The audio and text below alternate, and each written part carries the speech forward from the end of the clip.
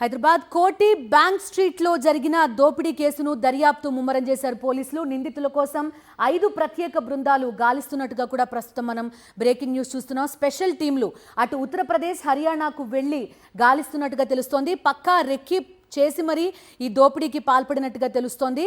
పథకం ప్రకారం దోపిడీ చేసినట్టుగా గుర్తించారు పోలీసులు. ఓల్డ్ సిటీలో షెల్టర్ తీసుకున్నట్టుగా కూడా తెలుస్తోంది నిందితులు. దోపిడీ తర్వాత ఆ నిందితులు పలు వాహనాలు మారినట్టుగా కూడా ఇప్పటికే పోలీసులు గుర్తించారు. ఎక్కడి నుంచి వచ్చారో ఎక్కడికి వెళ్లారో తెలియకుండా జాగ్రత్త పడినట్టుగా తెలుస్తోంది. రిన్షాద్ ఏటీఎం వద్దకు చేరుకునే ముందే అక్కడ కాపు కాశారు. అతనిపై కాల్పులు జరిపి నగదుతో పారిపోయారు. ఆటోలు, బైకులపై వివిధ ప్రాంతాలకు వెళ్లారు. కోటి women's college, Chaderghat junction, Nimboli అడ్డా మీదుగా కాచిగూడ వైపు వెళ్లారు. అక్కడ శ్యాంబాబా దేవాలయం వద్ద ద్విచక్ర వాహనం వదిలేసి డ్రెస్సెస్ మార్చుకున్నారు. కాచిగూడ రైల్వే స్టేషన్లోకి వెళ్లి తిరిగి బయటకు వచ్చేశారు నిందితులు. కాలినడకన చౌరాస్తా వైపు వెళ్లారు. అక్కడ నుంచి ఆటోలు మారుతూ అఫ్జల్గంజ్, ఫలక్నుమా మీదుగా చాంద్రాయణ గుట్ట వెళ్లారు. అయితే నిందితులు అక్కడి నుంచి ఎటువైపు వెళ్లారు అనేది ఆరా తీస్తున్నారు పోలీసులు.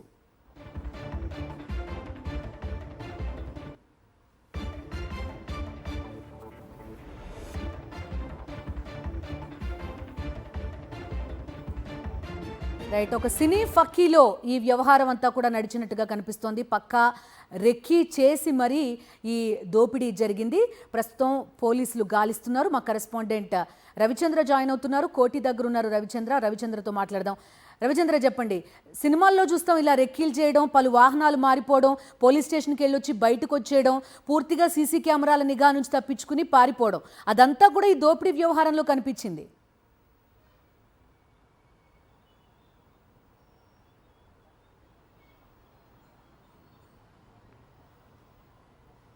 బిందు, కోటి సెంటర్లో చాలా నిత్యం రద్దీగా ఉంటుంది. రద్దీగా ఉన్నటువంటి ఒక ప్రాంతంలోనే ఎస్బీఐ ఏటీఎంలో రోజువారీగా ఏ విధంగా అయితే నగదు డిపాజిట్ చేస్తారో అదేవిధంగా ఒక బట్టల వ్యాపారి, రిన్షద్ అనేట్టుగా బట్టల వ్యాపారి, ఆయన నగదు డిపాజిట్ చేసేందుకు ఉదయం 7 గంటల సమయంలో ఇక్కడికి వచ్చారు. అయితే ఆ సమయంలో ప్రతిరోజు ఇదే విధంగా ఆయనకు వచ్చినటువంటి ఒక అమౌంట్ను ఈ విధంగా డిపాజిట్ చేసి వెళ్తుంటారు.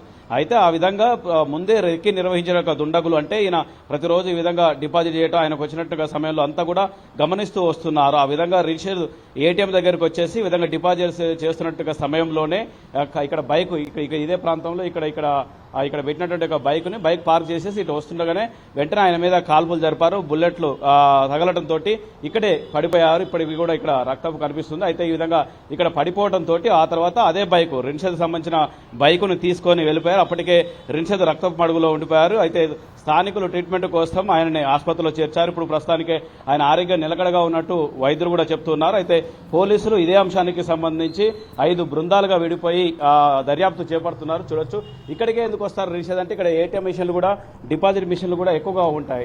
ఇక్కడ డిపాజిట్ చేయటం కావచ్చు, తీసుకెళ్లటం కావచ్చు ఎక్కువగా ఉంటాయి. ఇక్కడ బ్రాంచ్ కూడా అంతా అనుకూలంగా ఉంటుందన్న ఉద్దేశంతో ఇక్కడికి వచ్చి ఉంటారు. ఆ విధంగా ప్రతిసారి కూడా ఇక్కడికి వస్తుంటారు. అయితే ముందే రెక్కి నిర్వహించి ఈ విధంగా దుండగులు పారిపోయారు. అయితే 2 వ్యక్తులు ఉన్నట్టు కూడా గమనించారు. పోలీసులు కూడా సీసీ కెమెరాలు, సిటీలో ఉన్నట్టుగా సీసీ కెమెరాలు అన్నింటినీ కూడా అబ్జర్వ్ చేస్తున్నారు. ఎటు నుంచి ఎటొచ్చారు, అసలు రిన్షద్ పడిపోయిన తర్వాత ఇక్కడి నుంచి ఎక్కడికి వెళ్లారన్న కోణంలో కూడా దర్యాప్తు చేపడుతున్నారు పోలీసులు. 5 బృందాలుగా విడిపోయి వివిధ రాష్ట్రాలు, ముఖ్యంగా బీహార్ కావచ్చు, అటు ఉత్తరప్రదేశ్ కావచ్చు, వివిధ రాష్ట్రాల్లోకి వెళ్లి దుండగులకు సంబంధించిన వివరాలు కూడా సేకరిస్తున్నారు. అయితే ఎక్కడ కూడా అలా సంబంధించిన ఫింగర్ ప్రింట్స్ కావచ్చు, ముఖ్యంగా ఫోన్కు సంబంధించిన వివరాల నుంచి ఆ విధంగా సేకరిస్తున్నారని చెప్పుకోవచ్చు.